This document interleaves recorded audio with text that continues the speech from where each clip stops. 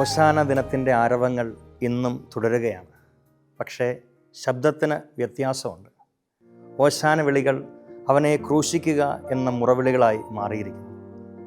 മനുഷ്യന് സങ്കല്പിക്കാവുന്നതിലപ്പുറം ദുസ്സഹമായ സഹനങ്ങൾ അവൻ ഏറ്റുവാങ്ങുകയാണ്, ശരീരത്തിലും മനസ്സിലും.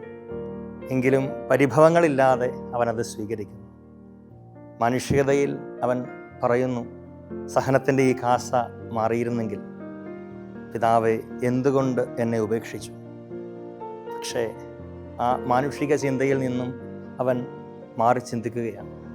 കാരണം ഒന്നു മാത്രമേ ഉള്ളൂ, സ്നേഹം. കുരിശിന് നൽകാൻ പറ്റുന്ന മറുപേര് സ്നേഹം എന്നാണ്. അവൻ ശരീരത്തിലും മനസ്സിലും ഏറ്റുവാങ്ങിയ സഹനങ്ങളുടെ എല്ലാം മറുപേര് സ്നേഹം എന്ന് തന്നെ. ഈ പീഡാനുഭവ വെള്ളിയുടെ ചിന്തകളൊക്കെയും ആരംഭിക്കേണ്ടതും എത്തിച്ചേരേണ്ടതും സ്നേഹത്തിലാണ്. സ്നേഹം അൺകണ്ടീഷണലാണ്, മറിച്ചൊന്നും പ്രതീക്ഷിക്കാതെ തന്നെ വിട്ടുകൊടുക്കലാണ്. മക്കളെ സ്വന്തമാക്കാൻ ആഗ്രഹിക്കുന്ന പിതാവ് തൻ്റെ മകനെ ബലി നൽകി നമ്മളോടുള്ള സ്നേഹം കാണിക്കുന്നു. പുത്രൻ നമ്മെ മാറോട് ചേർക്കാൻ കുരിശിൽ കൈവിരിച്ചു നിൽക്കുന്നു. ഈ ദിനത്തിൽ ആ ചിന്ത മാത്രം മനസ്സിലുണ്ടാകട്ടെ. ദൈവം എന്നെ സ്നേഹിക്കുന്നു ധാരാളമായി. ഈ ചിന്ത നമ്മളെ ഭരിക്കട്ടെ.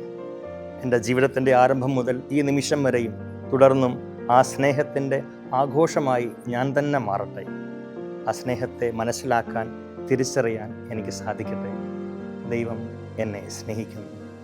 ദൈവത്തിന് സ്തുതി.